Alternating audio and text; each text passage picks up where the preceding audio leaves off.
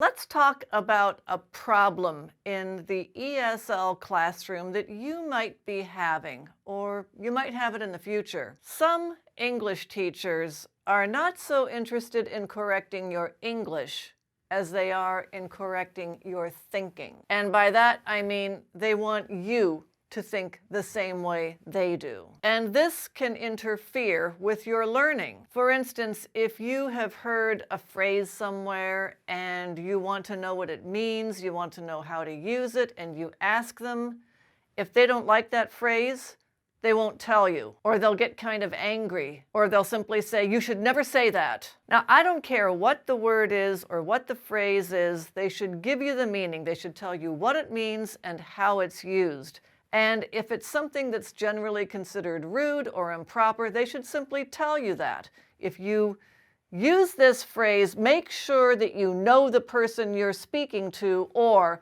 be prepared for an argument or a hostile reaction or hurting someone's feelings.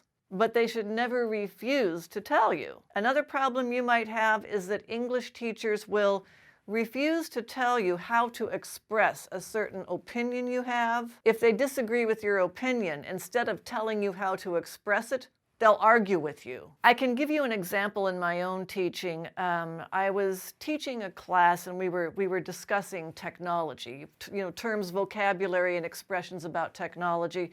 And we were talking about failures of technology and triumphs of technology. Triumphs of technology, electricity in every home, heart transplants. Failures of technology, the Chernobyl disaster, thalidomide. And I was asking my students, give me some more examples of failures of technology. And one of my students said, oh, abortion. And I said to him, oh, that would be an abuse of technology. And he said, ah, yes. Now, there was another teacher in the classroom with me, and after that class, she said, how could you tell him that? Why didn't you tell him it's a woman's right? Why didn't you correct his thinking? And she said, is that actually your opinion? And I told her, it doesn't matter what my opinion is. I need to tell this student how to express his opinion in English. And in fact, this can lead to some really bad teaching. For instance, I saw another teacher once. She was creating a worksheet, and she asked me, look over this, what do you think?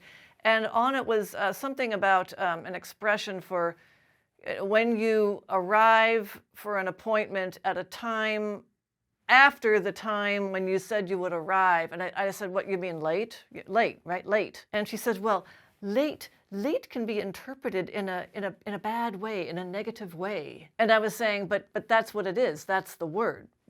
Early, on time, late. Students need to know those three expressions. And she started arguing with me. Well, in some cultures, it might be rude to say late. And I was saying, well, we can explain that in the classroom. But we have to give students the vocabulary, the expression. I mean, for instance, if you're late, then you say something like, sorry, I'm late. You don't say, sorry, I'm here at a time after the time when I originally... I mean, that's not even English. Or if you're the big boss man, you can say, why are you late? You don't say, why are you here at a time after the time when I told you to be... We don't do that. You can be perfectly neutral and factual with the word late. I'm going to be running about 5 minutes late, so please start the meeting without me. But this big, long, lengthy thing she was saying, I mean, if you said that to an American, they would say, what?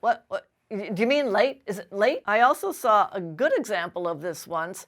There was a teacher who was going around the room on the first day, and he said, tell me your name and one thing about you. And one student said, my name is Kim, and I hate Americans. And the teacher, who was American, said, good grammar. Next. That's what a teacher should do. Teachers should teach and get out of the way. They should give you the knowledge. They shouldn't follow you around and make sure you're going to use it the way they want you to use it. If you have a teacher like this, then try to get another teacher. It's very difficult to complain about these people and get them to stop it because they think they're right and they don't understand what they're supposed to do. And of course, another thing you can do, just bring your questions to me.